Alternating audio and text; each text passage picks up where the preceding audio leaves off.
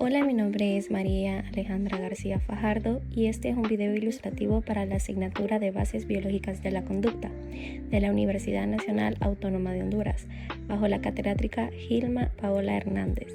El tema que vamos a desarrollar es la comunicación neuronal y la transmisión sináptica. El sistema nervioso es la red de comunicación más compleja que existe en nuestro cuerpo. Es responsable de que pensemos, sintamos, nos movamos y reaccionemos al mundo que nos rodea. Pero, ¿cómo se logra todo esto? Todo comienza con la neurona, una célula especializada y diminuta que tiene la capacidad de comunicarse con miles de otras neuronas a la vez, a través de un proceso fascinante llamado sinapsis. Hoy vamos a descubrir paso a paso cómo ocurre esta comunicación y por qué es tan importante para nuestra vida diaria. La neurona. Para entender la comunicación neuronal, primero debemos conocer la estructura de la neurona. Esta célula tiene tres partes claves. La primera es el soma, que es su cuerpo celular, en el centro donde se encuentra el núcleo y donde la célula realiza sus funciones vitales. La segunda son las dendritas, que son como pequeñas ramas que se extienden desde el soma y que tienen la función de recibir información de otras neuronas. Y la tercera es el axón, una fibra larga que se encarga de transmitir la señal eléctrica hacia otra neurona y muchas veces a distancias considerables dentro del sistema nervioso. En esta imagen podemos observar claramente las partes representadas. Vemos el soma, que es el cuerpo celular, el núcleo en su interior, las dendritas que se ramifican hacia todos los lados para captar información, y el axón, que está cubierto por una capa llamada vaina de melanina, la cual ayuda a que el impulso viaje más rápido. Al final del axón encontramos los botones terminales, que es justamente donde ocurre la sinapsis con la siguiente neurona. El impulso nervioso. Ahora que conocemos la estructura de la neurona, hablemos de cómo viaja la información dentro de ella. Todo comienza con un impulso eléctrico llamado potencial de acción. En su estado de reposo, la neurona mantiene una diferencia de cargas. En el interior es negativo y en el exterior es positivo.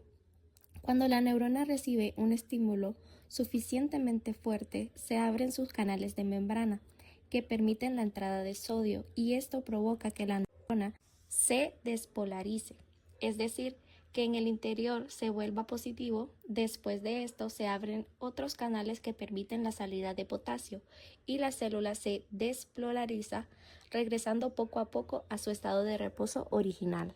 Esta es una gráfica de potencial de acción. Esta gráfica nos permite visualizar todo ese proceso de forma muy clara. Podemos ver que el potencial de reposo se mantiene estable hasta que llega a un estímulo. Luego observamos el umbral de estimulación, que es el punto mínimo que debe alcanzar la neurona para activarse. A partir de ahí vemos cómo sube rápidamente hasta el pico del potencial de acción, seguido de la repolarización y finalmente una breve hiperpolarización, donde la neurona queda momentáneamente más negativa de lo normal antes de volver a su estado de reposo. La sinapsis. Una vez que el impulso llega al final de la acción, llega a un punto de conexión llamado sinapsis. Existen dos tipos principales de sinapsis. La primera es la sinapsis eléctrica, en la cual las neuronas están conectadas directamente mediante estructuras llamadas en hendidura, lo que permite que la señal pase de forma prácticamente instantánea. Este tipo de sinapsis es común en procesos que requieren respuestas muy rápidas. La segunda, y la más común en nuestro cerebro, es la sinapsis química, en la cual la neurona libera sustancias llamadas neurotransmisores que cruzan un pequeño espacio conocido como hendidura sináptica para llegar a la siguiente neurona. En esta imagen podemos comparar ambos tipos de sinapsis. Del lado izquierdo vemos la sinapsis eléctrica, donde los iones pasan directamente entre las membranas de ambas neuronas.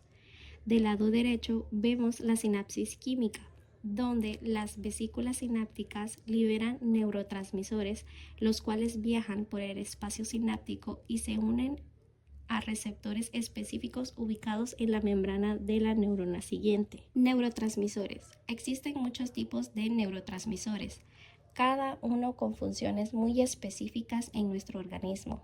La dopamina está relacionada con el placer, la motivación y el sistema de recompensa del cerebro. La serotonina regula nuestro estado de ánimo, el sueño y el apetito. La serotonina es fundamental para la memoria, el aprendizaje y el movimiento muscular. El glutamato es el principal neurotransmisor excitatorio del sistema central, mientras que el GABA cumple con la función contraria, siendo principalmente neurotransmisor inhibidor del cerebro. En esta imagen podemos observar el proceso complejo de liberación de neurotransmisores. Primero, las vesículas sinápticas, que son pequeñas bolsas que contienen neurotransmisores, se desplazan hacia la membrana de la neurona. Luego, gracias a la entrada del calcio a través de canales específicos, estas vesículas se fusionan con la membrana y liberan su contenido hacia el espacio sináptico. Finalmente, los neurotransmisores cruzan ese espacio y se unen a los receptores específicos de la neurona postsináptica, generando una nueva señal. Para entender mejor todo este proceso, veamos un ejemplo de la vida cotidiana. Imaginemos que tocamos accidentalmente algo caliente. En ese momento, los receptores sensoriales de nuestra piel detectan el calor y generan un impulso nervioso. Este impulso viaja rápidamente a través de la neurona sensorial hasta llegar a la médula espinal. Una vez ahí ocurre una sinapsis que activa de manera casi inmediata una respuesta motora, sin que el cerebro tenga que procesar conscientemente la información primero. En esta imagen podemos ver representado exactamente ese reflejo. La señal sensorial viaja desde la mano hacia la médula espinal, donde se conecta con una neurona motora a través de la sinapsis.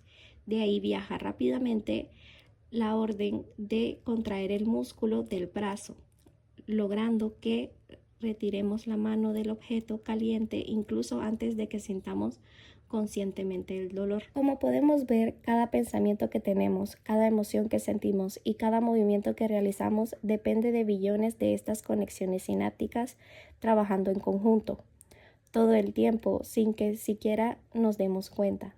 Entender este proceso no solo nos ayuda a comprender mejor la función del cerebro, sino también a entender un poco más sobre lo que verdaderamente nos hace humanos.